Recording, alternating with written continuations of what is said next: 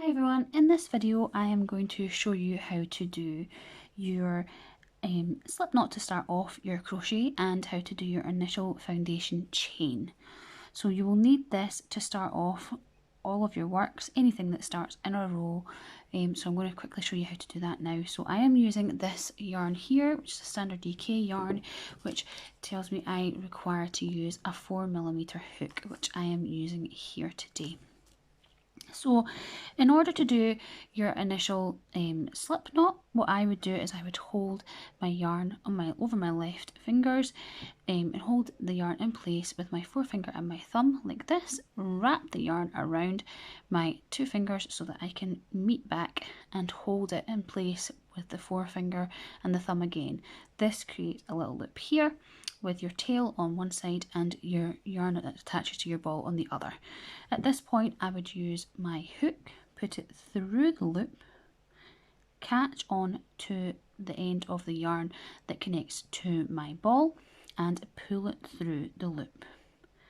So it then creates what looks like this. At this point I would take hold of both tails in my left hand and pull the crochet hook up to tighten this knot.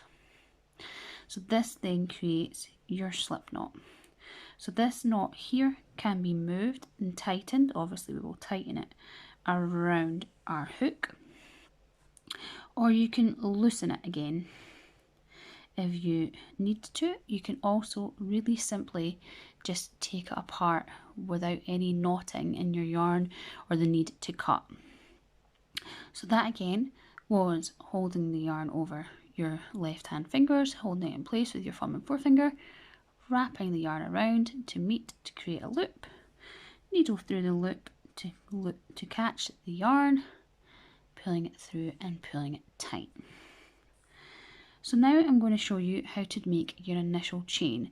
So any pattern that you follow will tell you how many chains you require in order to make your piece. So how you hold your wool in your left hand is a personal preference. For me, I hold it like this so that I can keep it nice and tight, but it's really up to yourself how you hold this. So in order to make your initial chain, you simply need to take the yarn that attaches to the end with the ball and put it from the back around the back of your needle and loop it forward. So this is a yarn over. That point you hook this yarn over with your crochet hook and pull it through the loop that's currently already on your needle. This then creates one chain. So that again is to take your yarn, put it over your needle coming forward towards you, hooking it and pulling it through. So this creates these chains. When you're working, you'll work into the loops here. So that again is yarn over, hook it and pull it through. So you can create as many chains as is needed. You will find whichever's better for you, whether you lift or you simply just move and pull through, whichever you find easiest really.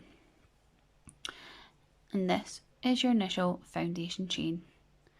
If you found this video useful, please give it a thumbs up and subscribe to my channel so you can see any other tutorials that may be helpful for you. Thank you.